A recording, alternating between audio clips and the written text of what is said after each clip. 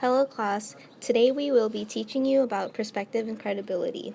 Since you guys are in a classroom, how many perspectives are there in the classroom? The correct answer is that there is an unlimited amount. Perspective is a person's way of regarding or attitude towards a topic depending on various factors, such as gender, age, nationality, culture, education, family, beliefs, origin, political party, profession, and other factors. First, let's start off with an activity. Pretend there's a national debate whether or not cell phones should be permitted in elementary schools. There are many factors that can affect an individual's position on this debate. For example, Mrs. George, a middle-aged housewife and mother of 3 children, might support the idea of cell phones in schools because it allows her to contact her children to ensure their safety. However, her position may be conflicted because it also is very costly to provide for 3 children.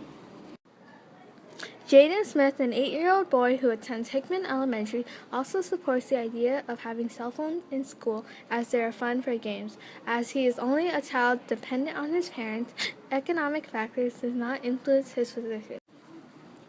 Miss Matthews, a young female teacher with no children, might argue against cell phones in school since it can pose as a distraction for children.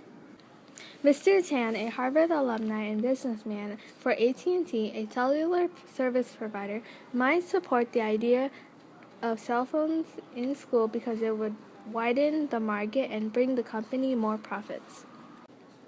Dr. Pearson, a psychologist who obtained his PhD from PLNU, who is a single male with no children, expresses concerns over the consequences of cell phones on children's brain and behavior. Mr. Shad Falchis, a janitor for Macy's, a college dropout, and still lives with his mom, shows no interest in this debate, such that it has no effect on his life.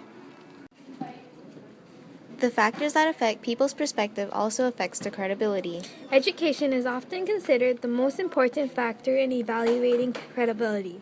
However, there are other factors such as relevancy to the topic.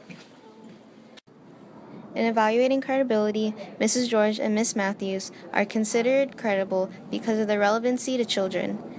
Dr. Pearson is also credible because of his education and knowledge about brains and how it works within children. Jaden Smith is not a credible character because he's only a child and his words cannot be taken seriously. Mr. Chan is also not a credible character because he is biased and wants to make profit for his company. The janitor is also not credible because of his irrelevance to the debate. This concludes our presentation on perspective and credibility. Thank you.